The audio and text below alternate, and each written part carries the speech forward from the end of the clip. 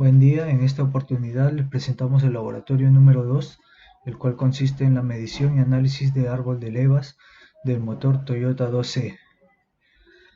Para realizar este laboratorio lo que hicimos fue desmontar el eje de levas y tomar las mediciones correspondientes. Como podemos ver en este cuadro tenemos las medidas del diámetro mayor y las medidas del diámetro menor.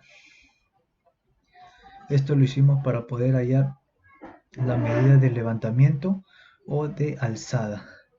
Esta alzada es la que permite aperturar y cerrar las válvulas de admisión y de escape sincronizadas con el cigüeñal en cada tiempo del motor. Lo que nos da el fabricante es la altura mínima que debe tener el diámetro mayor. Como podemos ver acá nos dice en la admisión debe tener mínimo 45,925 milímetros y en escape 46,935 milímetros. Como podemos ver, todas nuestras medidas son superiores. También realizamos la medición de los apoyos del eje de levas. Esto lo hicimos con un micrómetro y en cada muñón tomamos la medida del diámetro correspondiente y lo colocamos en este cuadro, como podemos ver. Acá tenemos el rango en el que debería trabajar el muñón. También realizamos la medición de bocinas del eje de levas. Para esto lo que hicimos fue colocar las tapas del eje de levas en la culata y con un micrómetro de interiores realizar las medidas. La siguiente medida es del espacio libre de las bocinas al muñón del eje de levas. Para esto se trabaja con la diferencia entre el diámetro del cojinete y el diámetro del muñón. Este espacio libre será igual a la holgura de aceite. Esta máxima holgura de aceite, según el fabricante, debe ser de 0,1 milímetros. Sin embargo, en nuestro motor, el eje de levas presenta holguras muy superiores a esto, por lo que puede ser recomendable pensar en el cambio de este eje de levas. La siguiente medición es la inspección del árbol de levas. Para esto, mediante el uso de un reloj comparador, se observa el descentramiento circular del eje de levas. Según el fabricante, este descentramiento máximo debe ser de 0,06 milímetros. Sin embargo, en nuestro motor, el descentramiento es de 0,2 milímetros, por lo que se puede deducir que este eje de levas ha estado bajo mucho esfuerzo, por lo que, añadido a la holgura máxima de aceite, que ya ha sobrepasado el límite máximo, junto con este descentramiento circular, que también ha sobrepasado el límite máximo, es recomendable cambiar el eje de levas de este motor Toyota 2C. También se debe mencionar que la alzada, si tuviera un diámetro mayor con más altura o con menor altura, esto influiría mucho en la potencia del motor, debido a que esta permite la apertura y el cierre de las válvulas, las cuales podrían abrirse a destiempo y fugarse la compresión.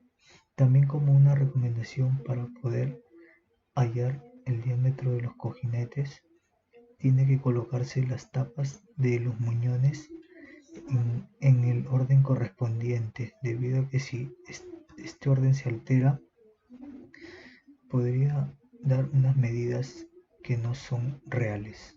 Gracias. Para el laboratorio de sensores se pudieron encontrar 8 sensores en el motor C15, los cuales se compararon tanto en el diagrama eléctrico como en el motor en sí. Estos son sensor de posición de eje de levas, sensor de posición de cigüeñal, sensor de presión atmosférica, sensor de presión de aceite, sensor de temperatura de aire, sensor de presión de aire, sensor de temperatura de combustible y sensor de temperatura de refrigerante. Asimismo, se pudieron simular las fallas en estos sensores.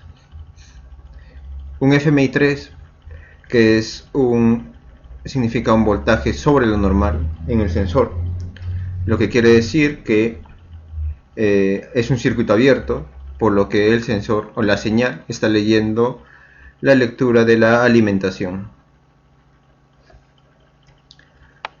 que es de 6.5 voltios aproximadamente, cuando debería de ser en torno a los 4.5 voltios.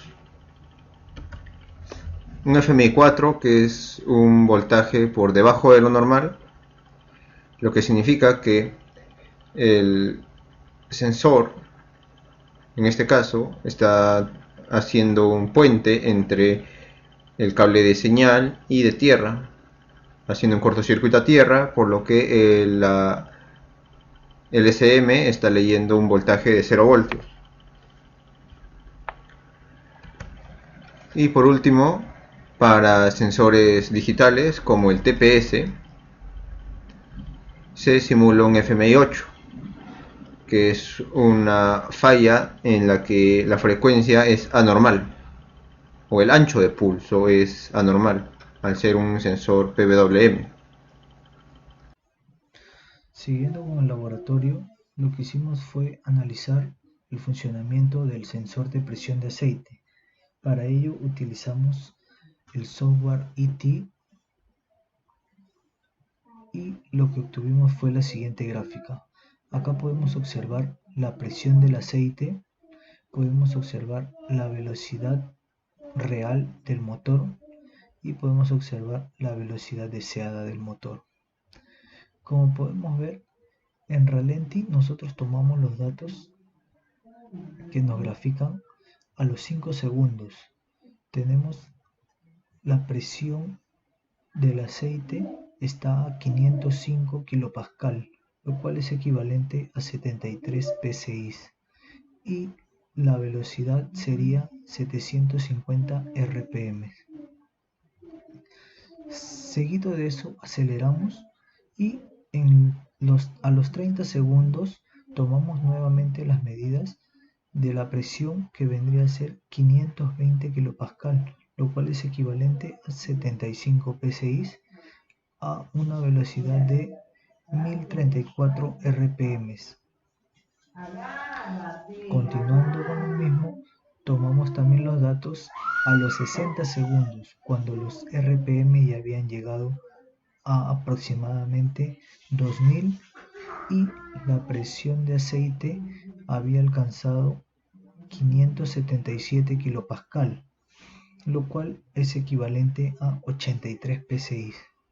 Con estos datos, lo que llegamos a concluir es que al aumentar las RPM, la presión de aceite iba aumentando.